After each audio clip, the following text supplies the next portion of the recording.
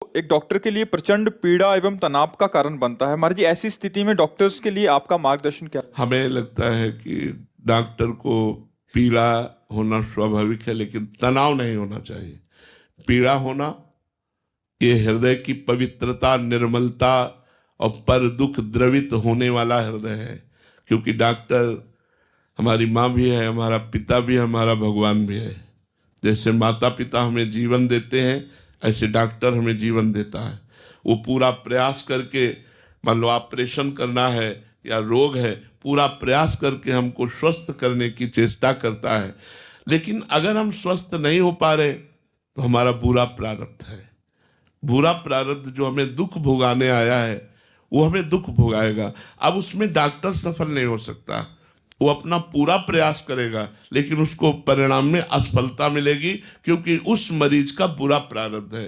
तो दुख तो होना ही चाहिए कि सफलता नहीं हुई, लेकिन तनाव नहीं होना चाहिए। उस समय हमको ये समझना चाहिए कि मेरा प्रयास तो सफल है, असफलता इसका प्रारब्ध है।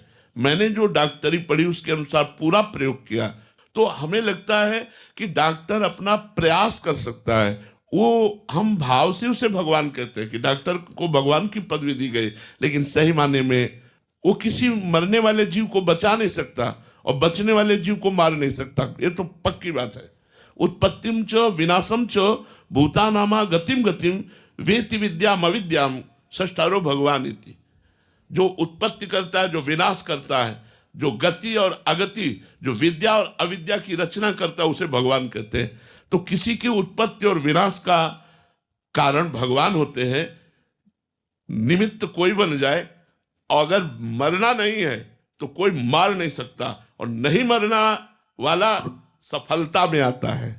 फिर हम खुशी होते हैं कि हम सब, और मरना है, अब हम लाख उपाय कर रहे हैं और वो मर जाता है तो हम असफल हो जाते हैं। तो दुख तो होना चाहिए लेकिन तनाव नहीं होना चाहिए, क्योंकि उस मरीज का प्रारब्ध भोग है, उस मरीज को भोगना है दुख, इसलिए ऐसा। उसकी आयु समाप्त हो गई तो बचा नहीं सकते, उसको और दुख भोगना है तो आप अच्छी दवा देंगे फिर भी उसे दुख भोगना ही पड़ेगा, क्योंकि प्रारब्ध भोग है। हमें क्या क्या सावधानियां रखनी चाहिए डॉक्टर के?